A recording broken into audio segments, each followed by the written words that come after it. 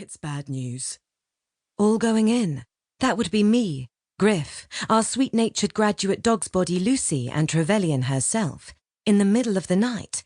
This was unprecedented bad news.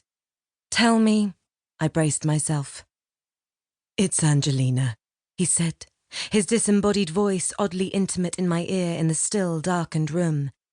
We just lost her. She's dead. Doc. I was already up and hunting around the floor for socks. My face felt unconscionably hot and numb. How? I demanded, curt in my attempt to remain businesslike and detached. She exploded. Griff sounded hopelessly apologetic. I paused in the darkness, phone clutched in one hand, a pair of thick, woolly socks in the other, and sat down heavily on the creaking bed in my pants and vest.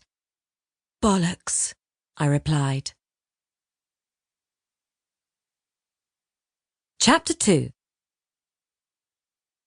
I'm not a very good morning person, especially not a good 3 in the morning person. So the drive from my modest flat, which is roughly the size of a postage stamp, and located over a late-night cyber cafe, over to the lab on the other side of Oxford in Griff's beat-up blue Kia Picanto, was filled mainly with a grumpy and uncomfortable silence.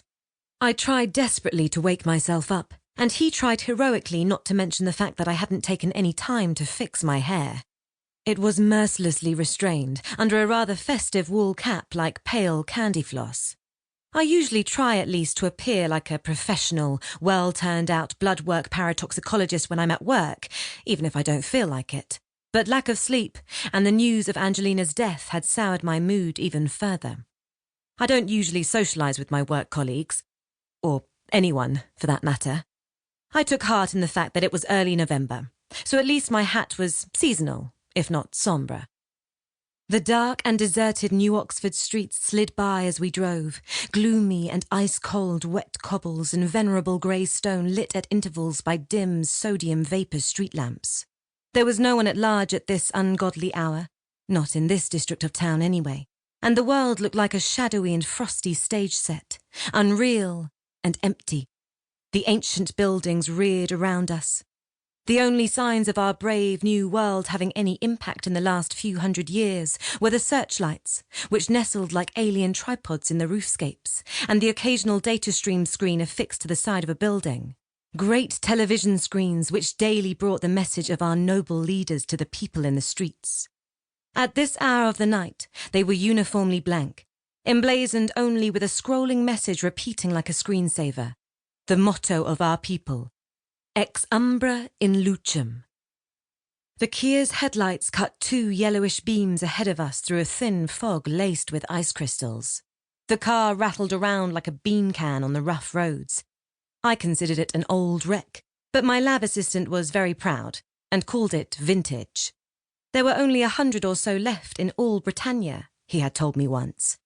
Griff, God bless his cotton socks, had at least had the foresight to bring coffee to appease me somewhat for dragging me out of bed in the early hours, and I hugged the piping hot styrofoam cup with my gloved hands like a lifeboat as we juddered towards the campus.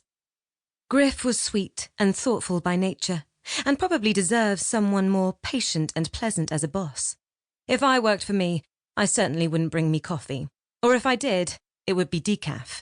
I don't know why he bothered making the effort half the time. He wasn't uneasy on the eye either, in a hopeless, eternal student kind of way, square-jawed and always carelessly unshaven.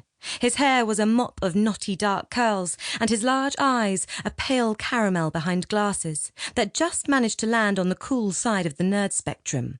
He always gave the impression he had just stumbled out of bed, late for a lecture somewhere. It was an odd combination of clumsy geek and public schoolboy yumminess. Quite the contradiction. You never knew whether you would prefer to jump his bones or tuck his shirt in properly and give him a hot meal. I'm not much of a cougar for younger men, so he was thankfully quite safe with me. Our relationship was strictly professional. He did what I told him to do, and he did all my maths for me. Not all scientists are good at maths, incidentally. Don't tell anyone, though. It's a closely guarded secret in the scientific community. It helps to have reliable flunkies. Thanks for the coffee, I muttered, as we